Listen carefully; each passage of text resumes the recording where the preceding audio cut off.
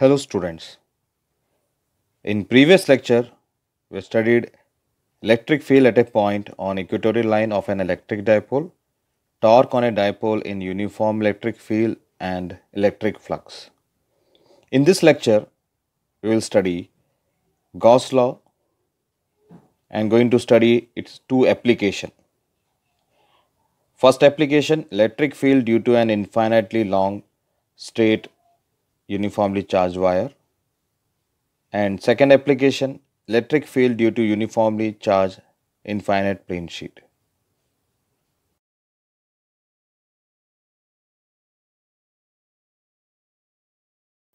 The first topic of today's lecture is Gauss law. Gauss law is used to find total flux through a closed surface. It is used to solve several problems in physics, like to find electric field due to a straight conductor, electric field due to a plane sheet of charge, and to find electric field due to a charged spherical shell. Now, what is Gauss law? The total electric flux through a closed surface is 1 upon epsilon naught times the net charge enclosed by the closed surface, that is flux phi is equal to q by epsilon naught. This is according to this definition, and from the definition of flux, which already seen in previous lecture, that is surface integral of electric field over the closed surface, that is E dot ds 1, 2, or we can write flux is equal to E dot ds is equal to q by epsilon naught. So what is q? Q is the total charge enclosed by the closed surface. So total flux passing through a closed surface is equal to 1 upon epsilon naught times the total charge enclosed by the surface. Now we will solve a simple question. The question is, find flux through this closed surface. To find flux through this closed surface, we are going to use Gauss law. Here, plus 3q, minus q and plus 4q are the charges. Now, according to Gauss law, the total flux is equal to net charge divided by epsilon naught. Here, plus 3q and minus q charges are enclosed in this closed surface, and this charge is outside the closed surface. Now, to find flux through this surface, we will not use this charge because it is outside the closed surface. Therefore, net charge is equal to plus 3q minus q divided by epsilon naught, and which is equal to plus 2q by epsilon naught. So this is flux through this closed surface. In this way, we can find flux through any closed surface using Gauss law.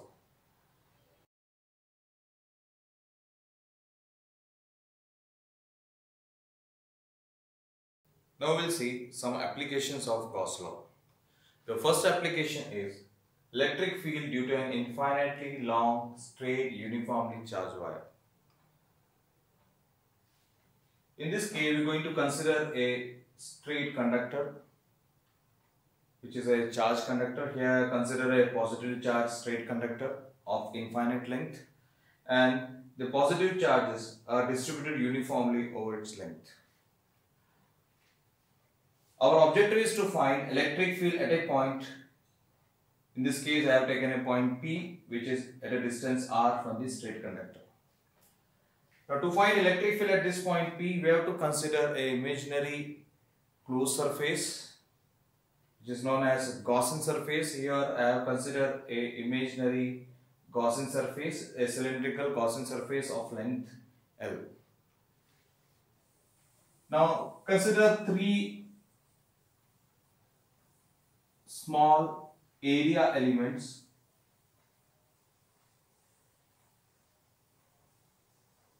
The first area element is on the top circular face. Let this be ds1. The second area element is on the curved surface. Let this be ds2. And third area element is on the bottom circular face. Let this ds3. The electric field due to this straight conductor is radial, that is, it is acting in this direction. So the electric field acting on this area, small area element, is acting outwards. Here also the direction of electric field is outwards, and here also the direction of electric field is outwards. Area vector of the small area element ds1 is acting in this direction. Let this be area element be ds1. Here the area element is in the direction of electric field, that is ds2, and here the area element is acting in this direction, that is ds3. Let this area element be ds3. This area vector is acting perpendicular to the surface ds3, so it is acting downwards. Here also it is acting perpendicular to surface, so here the angle is 90 degree, here also the angle is 90 degree, and in this case the area element ds2 is acting in the direction of electric field, so here angle is 0 degree. According to the definition of flux, flux phi is equal to E dot ds, that is surface integral of electric field, which is in this case equal to,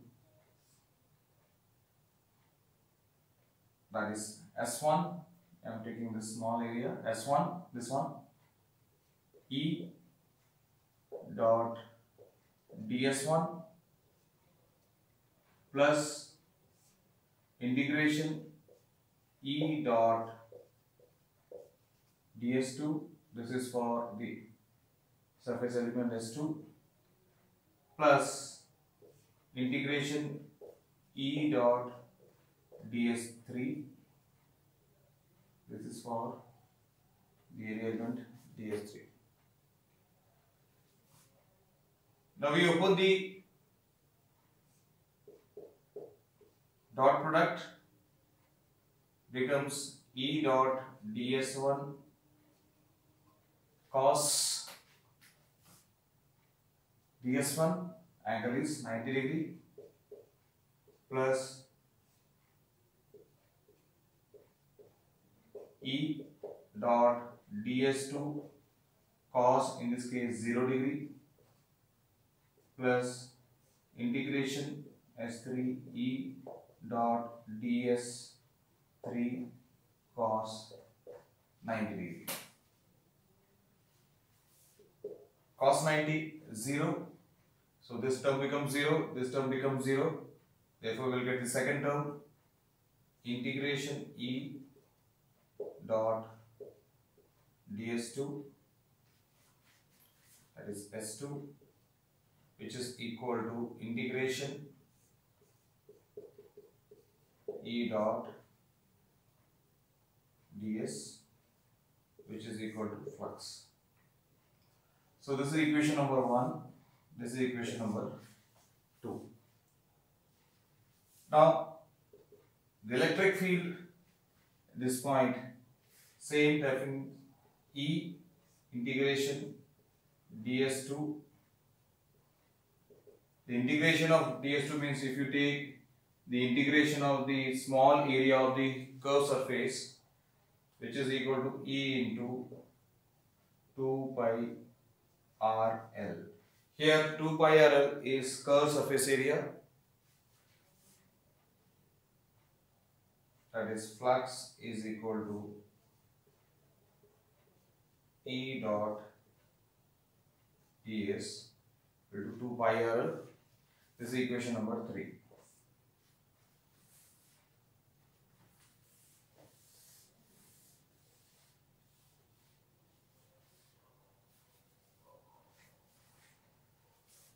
This is an important equation 3.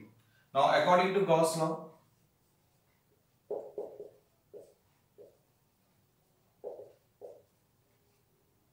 flux is equal to Q upon epsilon naught. Here Q is the total charge of the conductor.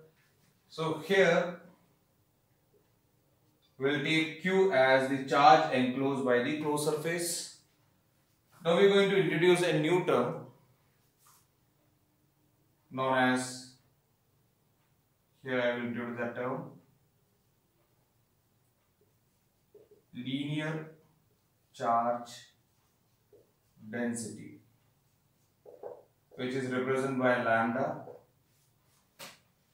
So linear charge density lambda is equal to the total charge divided by the length of the charge conductor. So here we have taken L as the length of the conductor. So lambda is equal to Q by L. Therefore, what is Q? Q is equal to lambda into L upon epsilon naught. Since linear charge density lambda is equal to Q by L, therefore Q is equal to lambda L upon epsilon naught. This is equation number 4. So equation 3 and equation 4 gives flux. So we can equate equation 3 and 4. So equating equation 3 and 4, E into 2 pi RL is equal to lambda L upon epsilon naught, or E is equal to, so here we can cancel L, E is equal to lambda upon 2 pi epsilon naught R. Question number 5. So this is electric field at a point P at a distance R from the straight conductor. The second application of Gauss law is electric field due to uniformly charged infinite plane sheet. We will consider a plane sheet which contains positive charges. These positive charges are distributed uniformly over its surface. To find electric field at any point, we will consider imaginary Gaussian surface. Here we are considered a cylindrical Gaussian surface.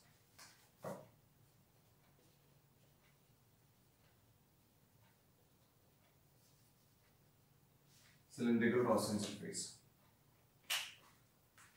The direction of electric field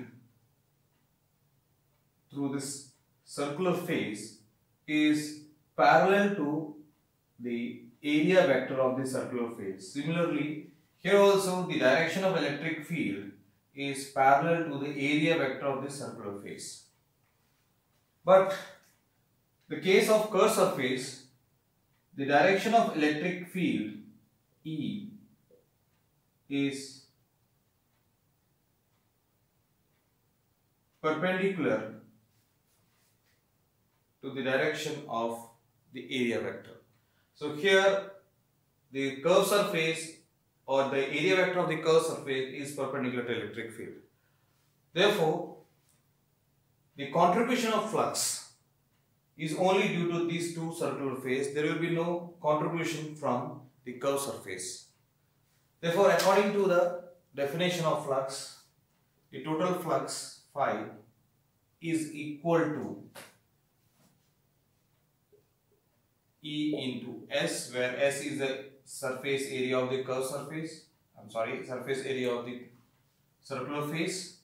That is E into S plus E into S is for this surface, which is equal to 2 E into S. This is equation number 1. So the flux is equal to 2 into E into S. Now, according to Gauss law,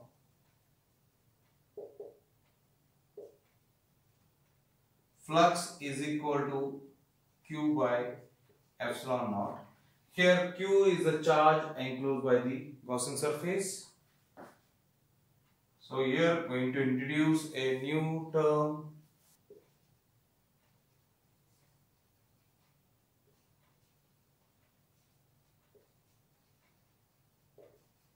density, surface charge density sigma, which is equal to charge upon area.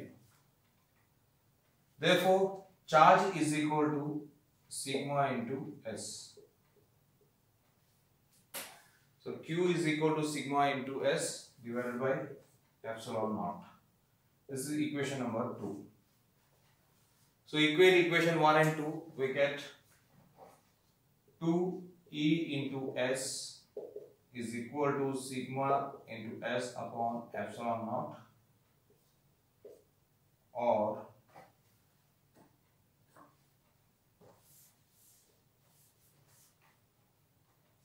E is equal to sigma upon 2 epsilon naught. So electric field due to uniformly charged infinite plane sheet at any point is equal to sigma by 2 epsilon naught, where sigma is surface charge density and epsilon naught is absolute permittivity of vacuum. Here, according to this formula, you can see that electric field does not depend on the distance of the point from the plane charge.